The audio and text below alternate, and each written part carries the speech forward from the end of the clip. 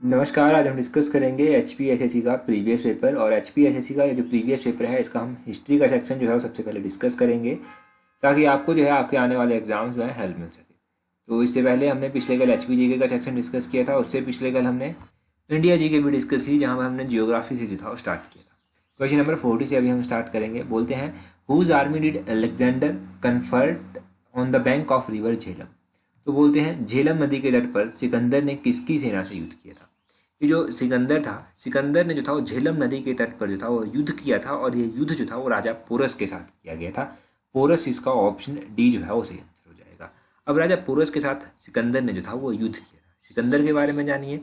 भारत पर पहला यूनानी आक्रमण जो था वो सिकंदर के द्वारा किया गया था। और कब किया गया था? 326 ईस्वी पूर्व में जो था ये किया गया था। सिकंदर ने जो था वो खैबर दर्रे को पार किया था, और आक्रमण करते समय जो था उसने तक्षशिला का शासक होता था उस टाइम आभी था उस टाइम, जिसने जो था वो समर्पण अपना सिकंदर के सामने कर दिया था। ये भी आप ध्यान रखिए।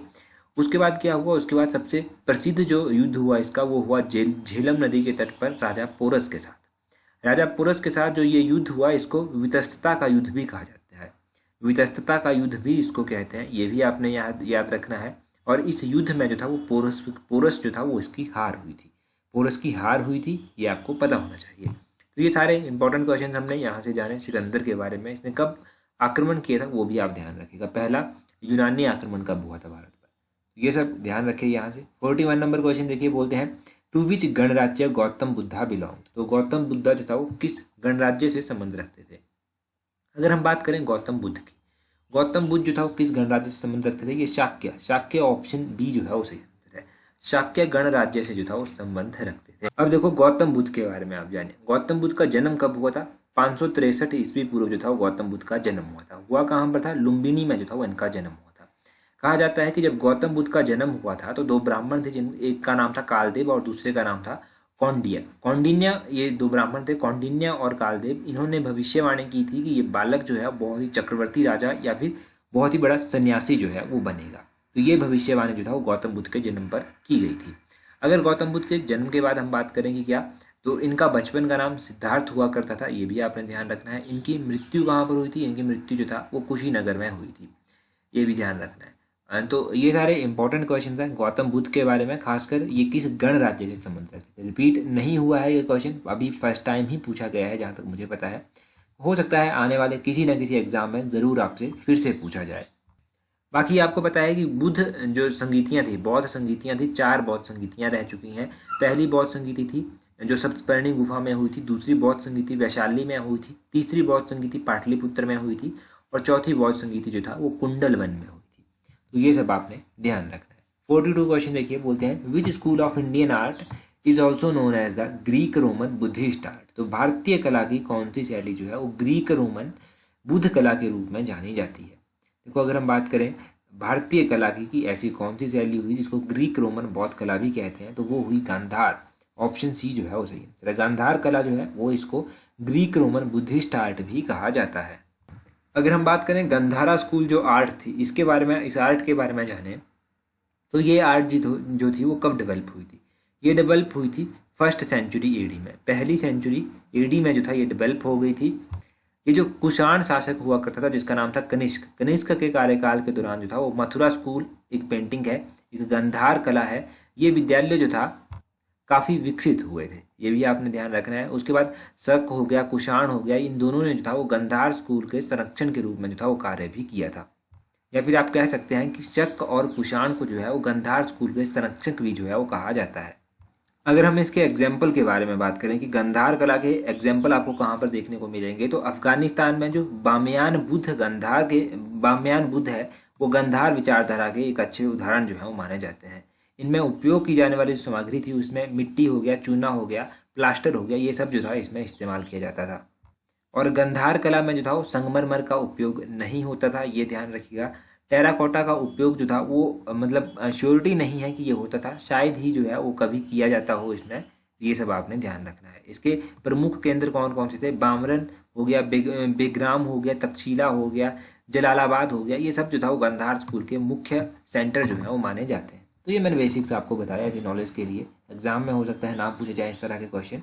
43 में बोलते हैं who issued a token currency in copper coins between 1329 and 1330। तो 1329 और 1330 के बीच में जो था टोकन करेंसी किसने चलाई थी, यानी कि किसने जो था वो तांबे के सिक्के के रूप में जो था ये मुद्रा चलाई थी।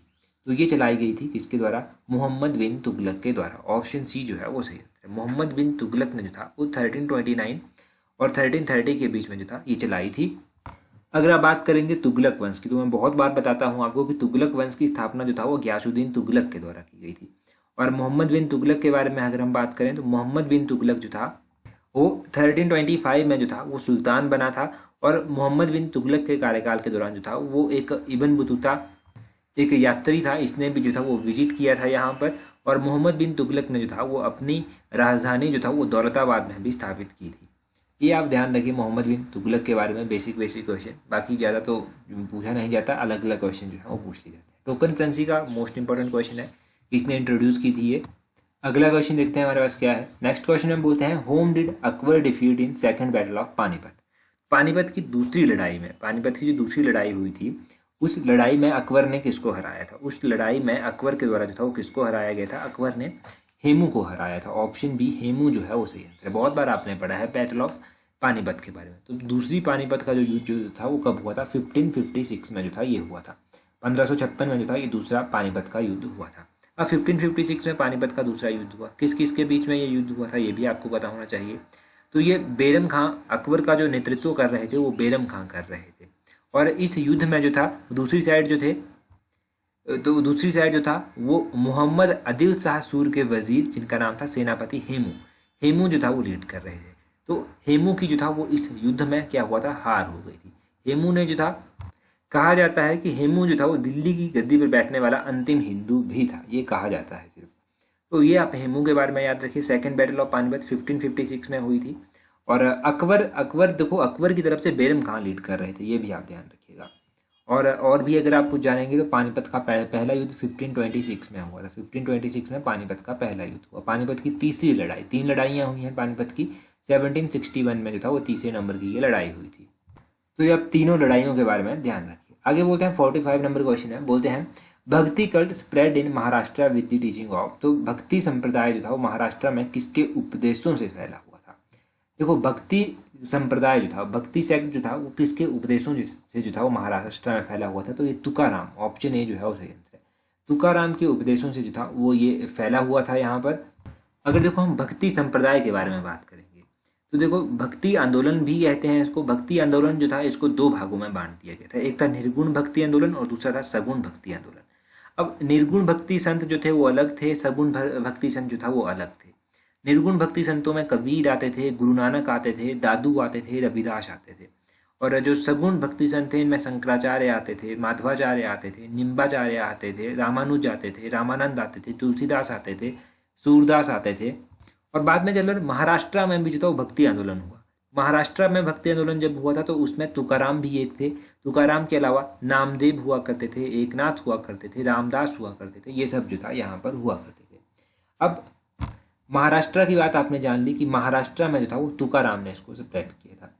और तुकाराम जो था वो कौन से पंथ से संबंधित था, ये वारकरी पंथ से जो था वो संबंध रखता था, ये आपने ध्यान रखना है। इन्होंने जो था वो हिंदू मुस्लिम एकता पर जो था वो काफ़ी बल दिया था तुकाराम ने, ये भी आपको पता होना चाहिए। अगला क्वेश्चन देखिए 46 नंबर क्वेश्चन है। 46 नंबर क्वेश्चन में बोलते हैं which was the religious capital of Maharaja Ranjit Singh. तो महाराजा रणजीत सिंह की बात करते हैं कि महाराजा रणजीत सिंह की जो था वो रिलीजियस धार्मिक राजधानी जो था वो कहाँ पर हुआ करती। महाराजा रणजीत सिंह की धार्मिक राजधानी अमृतसर में हुआ करती थी। ऑप्शन बी जो है वो सही आंसर है। अब महाराजा रणजीत सिंह के बारे में आप जानिए। महाराजा रणजीत सिंह के जो पॉलिटिकल इनकी जो रिलीजियस कैपिटल थी वो अमृतसर में हुआ करती थी। महाराजा रणजीत सिंह का जन्म कब हुआ था। महाराजा रणजीत सिंह जो था वो 1780 में जो था वो पैदा हुए थे, ये आप ध्यान रखिए। और देखो महाराजा रणजीत सिंह के कार्यकाल के दौरान जो था वो अमृतसर की संधि भी हुई थी। अमृतसर की संधि कब हुई थी, 1809 में जो था ये अमृतसर की संधि हुई थी, ध्यान रखना है। 1809 में ये ट्रेटी ऑफ अमृतसर हुई थी। अच्छा, महाराजा रणजीत सिंह की मृत्यु कब हुई थी। महाराजा रणजीत सिंह की मृत्यु जो था वो 1839 में इनकी मृत्यु हो गई थी। 1839 में इनकी मृत्यु हो गई थी, परंतु इनका जो कार्यकाल था वो बहुत ही समृद्ध रहा था, आप कह सकते हैं बहुत ही ज़्यादा अच्छा कार्यकाल इनका माना जाता है। तो ये सब आप महाराजा रणजीत सिंह और most important treaty of Amritsar के बारे में याद रखिए। इनकी कैपिटल जो रिलीजियस कैपिटल थी वो भी आपको पता होनी चाहिए। आगे 47 नंबर क्वेश्चन में बोलते हैं Mahatma Gandhi remarks a post dated cheque on a crumbling bank regarding the proposal of. तो महात्मा गांधी ने जो था वो एक डूबते बैंक पर एक पोस्ट डेटेड चेक, ये प्रस्ताव जो था वो किसके संबंध में कहा था। ये क्वेश्चन तो बहुत बार एग्जाम में पूछा गया है। तो ये महात्मा गांधी ने किसके बारे में कहा था। ये महात्मा गांधी ने कहा था क्रिप्स मूवमेंट के बारे में, क्रिप्स मिशन के बारे में। ऑप्शन बी जो है वो सही आंसर है। अब क्रिप्स मिशन के बारे में महात्मा गांधी ने क्या कहा था, पोस्ट डेटेड चेक किसको कहा था, पोस्ट डेटेड चेक कहकर इसको संबंधित किया था। अगर कई बार एग्जाम में क्वेश्चन क्या पूछ लिया जाता है कि क्रिप्स मिशन जो था वो कब भारत आया था, तो क्रिप्स मिशन जो था वो 1942 में जो था वो भारत आया था, ये ध्यान रखना है। अब 1942 में जो था वो इसको क्यों भारत भेजा गया था, तो भारत में जो राजनीतिक गतिरोध हो रहा था उसको दूर करने के लिए जो था वो उस टाइम के ब्रिटिश प्रधानमंत्री हुआ करते थे जिनका नाम था चर्चिल। चर्चिल ने जो था वो इसको भेजा था स्टैफोर्ड क्रिप्स की अध्यक्षता में इसको यहाँ पर भेजा गया था, या फिर इनके नेतृत्व में 1942 को यहाँ पर इसको भेजा गया था। और यहाँ पर देखो साइमन कमीशन भी दिया गया है। साइमन कमीशन कब भारत आया था ये भी आपको पता होना चाहिए। अगर हम साइमन कमीशन की बात करें कि साइमन कमीशन जो था वो कब भारत आया था, तो 1928 के आसपास जो था वो साइमन कमीशन भारत आकर पहुंचा था। ध्यान रखना है 1928। ये 1928 में भारत पहुंचा। यहाँ पर कैबिनेट मिशन दिया गया है, यहाँ पर वेबल प्लान दिया गया है। इनके बारे में भी ध्यान रखिए। कैबिनेट मिशन योजना कब की है, ये 1946 की है, 1946 की ये योजना है। बहुत बार एग्जाम में पूछा गया है। वेबल प्लान के बारे में बात करें तो ये प्लान कौन से ईयर का है, वेबल प्लान जो है ये 1945 का है, 1945 का। 1945 हो गया, 1946 हो गया, 1942 हो गया और उसके अलावा 1928 हो गया। ये सब तो आपने ध्यान रखना है। अब यहाँ से जो आपके लिए क्वेश्चन बनता है कि जब क्रिप्स मिशन भारत आया था, तो जब क्रिप्स मिशन को अपॉइंट किया गया था 1942 में, तो उस टाइम भारत के वाइसराय कौन हुआ करते थे, तो वो आप जल्दी से कमेंट करके जो है वो बता दीजिए। बहुत आसान है, जल्दी से कमेंट करके बता दीजिए। अगला क्वेश्चन देख लेते हैं, पॉलिटी से रिलेटेड है। बोलते हैं under article 1 of the Indian constitution it is declare that Bharat means India shall be. तो भारतीय संविधान का जो आर्टिकल 1 है, अनुच्छेद 1 है, इसके अंतर्गत यह घोषित किया गया है कि भारत का अर्थ इंडिया क्या होगा, इंडिया का मतलब होगा union of state. Option A जो है वो सही आंसर है। अच्छा, तो अब अलग अलग आर्टिकल हैं इंडियन कॉन्स्टिट्यूशन में। अभी हम ज़्यादा आर्टिकल्स हम रिवाइज भी नहीं करेंगे, तो बस यही आप ध्यान रखिए।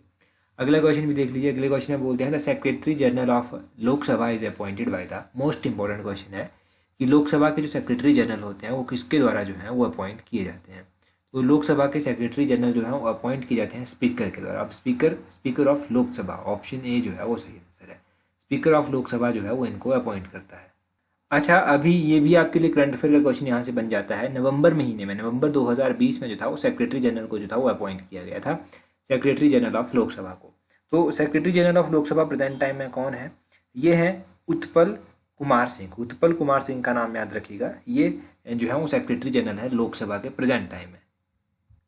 ये जो सेक्रेटरी जनरल लोकसभा के होते हैं, इनका रैंक जो है वो कैबिनेट सेक्रेटरी जो होते हैं गवर्नमेंट ऑफ इंडिया में उनके बराबर होता है, और ये सीनियर मोस्ट सिविल सर्वेंट होते हैं इंडियन गवर्नमेंट के, ये भी ध्यान रखना है आपने।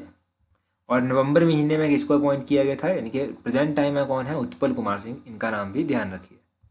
देखो, आपको पता है कि वीडियो के लास्ट में हम इंपॉर्टेंट करंट अफेयर के क्वेश्चन जो है वो डिस्कस करते हैं। तो अभी हम डिस्कस करेंगे इंपॉर्टेंट करंट अफेयर के क्वेश्चन। उससे पहले अगर आपने अभी तक भी हमें टेलीग्राम पर ज्वाइन नहीं किया है, टेलीग्राम पर आप हमें ज्वाइन कर सकते हैं। टेलीग्राम पर ज्वाइन करने के लिए अपना टेलीग्राम ओपन कीजिए, वहाँ से सर्च कीजिए @allexam31। आपको हमारा टेलीग्राम चैनल मिल जाएगा। 19,200 से अधिक लोग हमारे साथ जुड़ चुके हैं।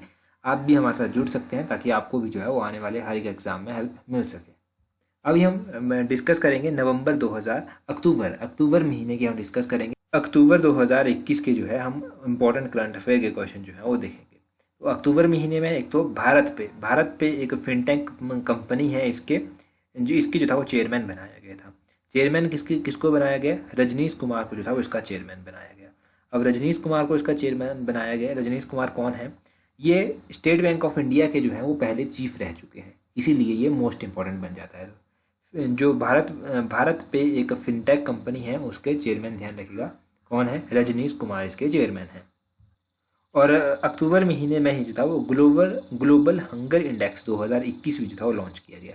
जो ग्लोबल हंगर इंडेक्स 2021 लॉन्च किया गया, इसमें भारत का रैंक था 101। 101 नंबर था भारत का इसका। पहली बात आप ये ध्यान रखिए।